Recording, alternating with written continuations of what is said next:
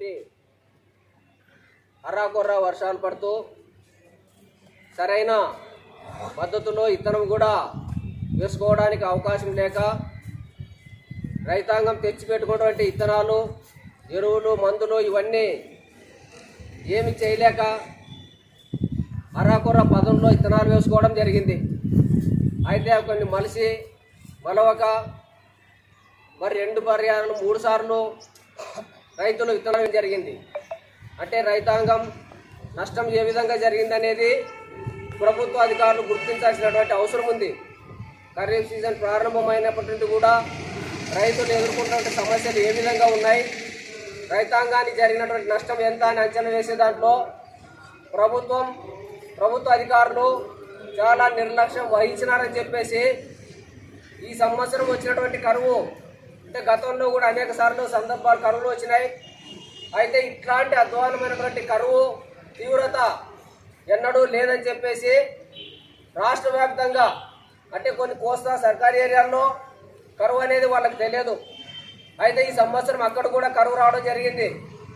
ఇట్లాంటి కరువు ఈ సంవత్సరం వచ్చింది కాబట్టి ప్రభుత్వము, మరి వ్యవసాయ శాఖ వాళ్ళు, రెవెన్యూ శాఖ వాళ్ళు అందరూ కూడా ఈ కరువు యొక్క తీవ్రతను గుర్తించి రైతాంగాన్ని ఆదుకోవాల్సినటువంటి అవసరం ఉందని చెప్పేసి ఈ మొద్దు నిద్రలో ఉన్నటువంటి ఈ దున్నపోతు ఈ ప్రభుత్వాన్ని లేపడానికి సెప్టెంబర్ మాసంలోనే రైతులు వేసుకున్నటువంటి పంటలు చేతికి రావని చెప్పేసి గమనించినటువంటి భారత కమ్యూనిస్టు పార్టీ రాష్ట్ర వ్యాప్తంగా అన్ని జిల్లాల్లో అనేక ప్రాంతాల్లో పర్యటించి రైతులతో కలిసి వాళ్ళు పడుతున్నటువంటి కష్టాలు, వాళ్ళు చేస్తున్నటువంటి అప్పులు, వాళ్ళకు వస్తున్నటువంటి నష్టాన్ని తీసుకొని అనేక రూపాల్లో ఆందోళన చేయడం జరిగింది.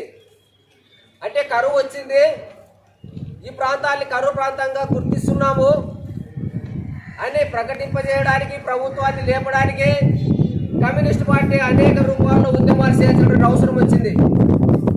అయితే రైతు సంఘాలు కమ్యూనిస్ట్ పార్టీ ఉద్యమాలు చేపట్టే కారణంగా మన ప్రాంతాలను అన్ని జిల్లాలను కూడా మరి కరువు ప్రాంతంగా ప్రకటించడం జరిగింది. కరువు ప్రకటించి ప్రభుత్వం చేతులు దులుపుకుంది.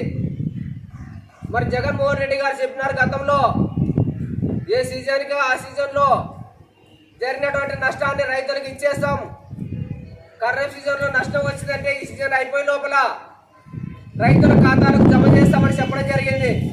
చాలా సంతోషపడినారు రైతులు. వెంటనే ఏదో వస్తాయి, మరి ఏదో మనకు ఉన్నటువంటి సమస్యల్ని, అప్పుల్ని ఏదో సరిపెట్టుకుందామని చాలామంది ఎదురు చూస్తున్నారు. ఖరీఫ్ సీజనే కాదు, రబీ సీజన్ కూడా అయిపోయే పరిస్థితి వచ్చింది. అయినా ఈ ప్రభుత్వం ఇంతవరకు చీమ కట్టుకునేట్టు కూడా కాలేదు. కరువు ప్రకటించే వరకు కూడా పోరాటం చేసేటట్టు వచ్చింది రైతాంగం. ప్రకటించిన తర్వాత రైతులకు ఈ పంట నష్ట పరిహారం, ఈ నిధులను విడుదల చేసే దానికోసం కూడా పోరాటం చేసేటువంటి పరిస్థితి వచ్చింది. అంటే రైతాంగం పట్ల ఈ ప్రభుత్వాలు ఎంత నిర్లక్ష్యంగా ఉన్నాయో, ఎంత చిన్న చూపు చూస్తున్నాయో రైతులందరూ కూడా అర్థం చేసుకొని ఈ ప్రభుత్వాలు మెడలు వంచి మన సమస్యలు పరిష్కరించే దానికోసం ఉద్యమిస్తే తప్ప ఈ సమస్యలు పరిష్కారం కావని చెప్పేసి మరి ఈ రోజు నుండి ఈ ఉద్యమాన్ని చేపట్టడం జరిగింది.